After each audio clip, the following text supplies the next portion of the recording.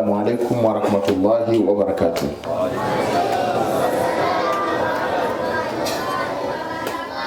Awali ya yote, nimefurahishwa sana na hiki kinachoendelea katika kata hii ya Miuji, mtaa wa Komotano. Jambo la kushindanishwa kitabu cha Mwenyezi Mungu ambacho ni Qur'an. Haya ni mashindano ambayo anaitawalia malipo mwenyewe ni Mwenyezi Mungu Subhanahu wa Ta'ala. Japo kipo kidogo tu ambacho tunawapa vijana wetu kama bashishi, lakini niseme hayo sio malipo stahiki wanayotakiwa kulipwa vijana ambao wanaoshindana katika kitabu cha Mwenyezi Mungu. Manake kitabu cha Mwenyezi Mungu ni maneno yake mwenyewe Mwenyezi Mungu ya azali, ya tangu na tangu, maneno ambayo almunazzal yaliyoteremshwa kwa Mtume Muhammadin sallallahu alaihi wasallama, almahfudhu fi suduri, yalohifadhiwa katika vifua vya watu, almaktubu fi suturi, yaliyoandikwa katika mistari, lakini almutaabadu bitilawatihi, yenye kuabudiwa kwa kule kusoma. Kwa hivyo hiki kilichokuwa kinaendelea ni ibada. Soma vitabu utakavyovisoma vya ulimwengu mzima, vikiwepo vya Marekani na Uingereza, ni upuuzi mtupu, wala Mungu hakupi thawabu yoyote. Soma physics, soma mathematics, soma geography, soma utakachosoma. Kitabu chochote unachokijua na wewe ukakiona cha maana, hakina maana ya aina yote. Lakini kitabu cha maana ambacho kikisoma Mwenyezi Mungu anakutazama kwa jicho la rahma, malaika wanakushuhudia, Mwenyezi Mungu anakuandikia thawabu na ujira mkubwa, ni Qur'an. Na ndio maana nikasema malipo yake anayeyatawalia Mwenyezi Mungu. Qur'ani ambayo imetangulia elimu zote duniani na ulimwenguni. Hakuna elimu yoyote unayojua wewe wala babu na babu wa babu yako kwamba alikuwa mtaalamu zaidi, kama hakusoma Qur'ani hana utaalamu wa aina yote. Kwa sababu Mwenyezi Mungu anasema ma faratna fil kitabi min shay, hatukuacha katika Qur'ani jambo lolote wala elimu yoyote. Ukitaka siasa ipo kwenye Qur'ani, ukitaka hesabu ipo kwenye Qur'ani. Soma ayatul mawarithi ndani ya Qur'ani, aya za kurithisha, kwamba akifa mtu akaacha watoto, akaacha mke, akaacha mzazi, anarithi sehemu ngapi, kiasi gani? Thumni, 1/8, 1/6, 1/2 ambayo ni nusu, 1/6 ni sudus, rubu ni 1/4, theluthi 1 ni 1/3, theluthi 2 ni 2/3. Hizi hesabu alizitunga babu gani wa babu yako? Hata ukajiita wewe bingwa mtaalamu, angalia Mwenyezi Mungu alivyokuwa bingwa. Elimu zote, ukitaka sociolojia soma Qur'an. Wenyewe walioanzisha ilmu hiyo al-allama filosof Ibn Khaldun, hata wazungu wakambadilisha jina wakamuita Ibn Holodon, ni Muislamu. Matabibu wakubwa wa elimu ya tiba, mwanafalsafa mkubwa Ibn Sina, elimu ya falsafa na udaktari, huyu alikuwa ni Muislamu safi, shekhe mkubwa. Nani leo anasema Waislamu hawakusoma? Lakini hesabu za aljebra nazisoma mwenyewe, mnajua ni familia inayoitwa Ali Jabiri. Wazungu wamebadilisha, wanamuita aljebra au hesabu za aljebra ni hesabu za aljabiri, hesabu za sehemu, wa maashbaha dhalik.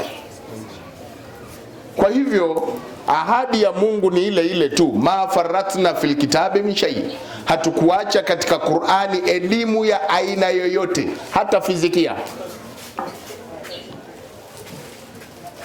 Tatizo tu ni kwamba kitabu hiki watu hawakipi umuhimu kama wanavyovipa umuhimu vitabu vingine ambavyo asili yake vimetokana na Qur'ani.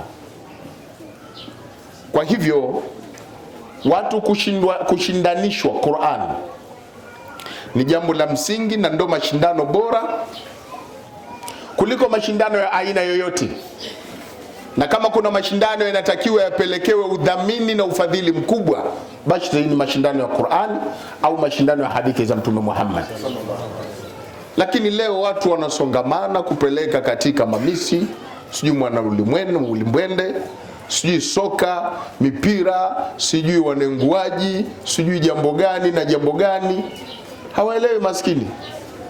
Hizi zote ni amali shetani, kazi za ibilisi tu. Lakini watu wapeleke ufadhili mkubwa katika kushindanisha kitabu cha Mwenyezi Mungu, kitabu ambacho Mwenyezi Mungu mwenyewe amezungumza, la yaatihi albatil min baini yadayhi wala min khalfi, hakiingiliwi na uchafu wa batili yoyote, kwa njia yoyote ile batili itakayokuja ndani ya Qur'an, kwa sababu kitabu hiki Mwenyezi Mungu kaahidi yeye mwenyewe kukilinda kwa kusema, inna nahnu nazzalna dhikra wa inna lahu lahafidhun, hakika sisi ndio tumeteremsha Qur'ani. Miongoni mwa majina ya kitabu cha Qur'ani inaitwa al-kitab, lakini adh-dhikra wa ma ashbaha dhalik. Hakika sisi tumeiteremsha Qur'ani wa inna lahu lahafidhun, na sisi hii Qur'ani ndiye tutakaihifadhi, ndio tutakayoilinda. Kuilinda Qur'ani ni kuhifadhiwa na watoto wadogo kama hivi na watu wazima. Kama maswahaba wasinge hifadhi hii Qur'ani na kuandikwa Qur'ani katika majabali, milima, katika magogo ya miti, katika mpaka kuja kuhifadhiwa katika vifua vya maswahaba, hii Qur'ani leo isingekuwepo. Inna nahnu nazzalna dhikra wa inna lahu lahafidhun, hakika sisi ndio tulioiteremsha Qur'ani na sisi ndio tutaienzi kwa kuilinda Qur'ani. Wangapi katika aadaul islami wal muslimin, wangapi katika maadui wa Uislamu na Waislamu walitaka kuichafua Qur'ani, walitaka kuipotosha Qur'ani, lakini waligundulika, na hata ikafika mahala wakaanza kugawa Qur'ani ambazo sio sahihi, zimeandikwa kwa mujibu wa matashi yao. Zile sehemu, kwa mfano kul a'udhu birabbil falak, wakaondoa ile kul, wakaika a'udhu birabbil falak, a'udhu birabbin nas, ya ayuhal kafirun badala ya kul ya ayuhal kafirun.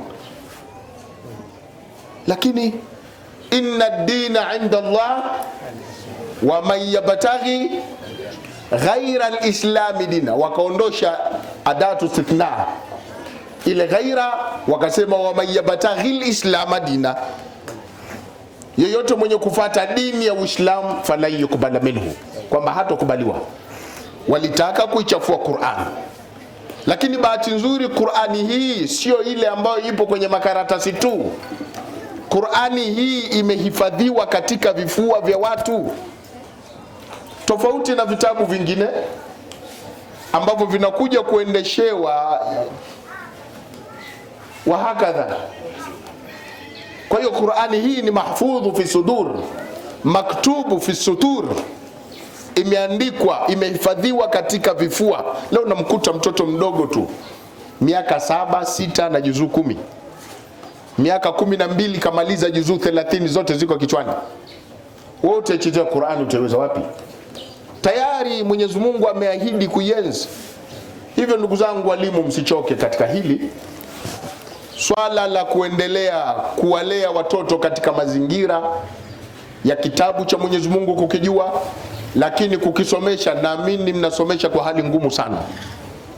Katika walimu ambao wanaishi katika mazingira magumu ni walimu wa madrasa, lakini kazi wanaoifanya ni kazi kubwa kulikoni ya mtu yoyote. Lakini hiyo ndio pepo, ndugu zangu, ni pepo ngumu. Angalia idadi ya watu wanaoingia msikitini, angalia idadi ya wanafunzi wanaoingia madrasa, linganisha na wale wanaokwenda shuleni wanaoingia madarasani. Angalia wanaoingia misikitini, angalia wanaoingia ukumbini kwa ajili ya tafrija fulani, au wanaoingia uwanjani kwa ajili ya mechi. Hiyo ndiyo pepo. Shetani, ash-shaytanu rajim, alishamwahidi Mwenyezi Mungu atawapoteza waja wake wote, isipokuwa waja wako Mwenyezi Mungu wema ambao watakufuata wewe. Mi shetani siwezi kuwapoteza hao. Kwa hivyo walimu, tusife moyo, tunaamini, hatuna jambo. Kanzu zenyewe kauka ni kuvae.